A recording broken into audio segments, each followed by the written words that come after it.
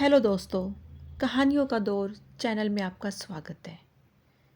आज की कहानी जीवन के सत्य पर आधारित है। तो चलिए कहानी शुरू करते हैं। एक राधे श्याम नामक युवक था। स्वभाव का बड़ा ही शांत और अच्छे विचारों वाला व्यक्ति था। उसका छोटा सा परिवार था जिसमें उसके माता पिता, पत्नी और 2 बच्चे थे। सभी से वो बेहद प्यार करता था। इसके अलावा वो कृष्ण भक्त था और सभी पर दया भाव रखता था। ज़रूरतमंद की सेवा करता था, किसी को दुख नहीं देता था। उसके इन्हीं गुणों के कारण श्री कृष्ण उससे बहुत प्रसन्न थे और सदैव उसके साथ रहते थे। और राधे श्याम अपने कृष्ण को देख भी सकता था और बातें भी करता था। इसके बावजूद उसने कभी ईश्वर से कुछ नहीं मांगा। वह बहुत खुश रहता था क्योंकि ईश्वर हमेशा उसके साथ रहते थे, उसे मार्गदर्शन देते थे। राधे श्याम भी कृष्ण को अपने मित्र की तरह ही पुकारता था और उनसे अपने विचारों को बांटता था।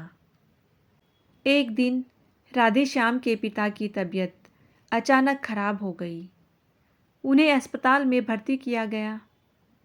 उसने सभी डॉक्टर्स के आगे हाथ जोड़े, अपने पिता को बचाने की मिन्नतें की, लेकिन सभी ने उससे कहा कि वो ज़्यादा उम्मीद नहीं दे सकते और सभी ने उसे भगवान पर भरोसा रखने को कहा। तभी राधे श्याम को कृष्ण का ख्याल आया और उसने अपने कृष्ण को पुकारा। कृष्ण दौड़े चले आए। राधे श्याम ने कहा, मित्र, तुम तो भगवान हो, मेरे पिता को बचा लो। कृष्ण ने कहा, मित्र, ये मेरे हाथों में नहीं है। अगर मृत्यु का समय होगा तो होना तय है। इस पर राधे श्याम नाराज हो गया और कृष्ण से लड़ने लगा। गुस्से में उन्हें कोसने लगा। भगवान ने भी उसे बहुत समझाया पर उसने एक न सुनी। तब भगवान कृष्ण ने उससे कहा, मित्र, मैं तुम्हारी मदद कर सकता हूँ, लेकिन इसके लिए तुम्हें एक कार्य करना होगा। राधे श्याम ने तुरंत पूछा, कैसा कार्य है? कृष्ण भगवान ने कहा, तुम्हें किसी एक घर से मुट्ठी भर ज्वार लानी होगी और ध्यान रखना होगा कि उस परिवार में कभी किसी की मृत्यु ना हुई हो। राधे श्याम झट से हाँ बोलकर तलाश में निकल गया। उसने कई दरवाजे खटखटाए। हर घर में ज्वार तो होती, लेकिन ऐसा कोई नहीं होता जिनके परिवार में किसी की मृत्यु ना हुई हो। किसी का पिता, किसी का दादा, किसी का भाई, माँ, काकी या बहन। 2 दिन तक भटकने के बाद भी राधे श्याम को ऐसा एक भी घर नहीं मिला। तब उसे इस बात का एहसास हुआ कि मृत्यु एक अटल सत्य है। इसका सामना सभी को करना होता है। इससे कोई नहीं भाग सकता और वो अपने व्यवहार के लिए कृष्ण से क्षमा मांगता है और निर्णय लेता है जब तक उसके पिता जीवित हैं उनकी सेवा करेगा। थोड़े दिनों बाद राधे श्याम के पिता स्वर्ग सिधार जाते हैं। उसे दुख तो होता है, लेकिन ईश्वर की दी उस सीख के कारण उसका मन शांत रहता है।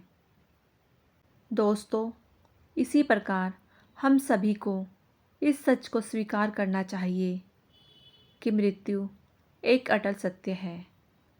उसे नकारना मूर्खता है।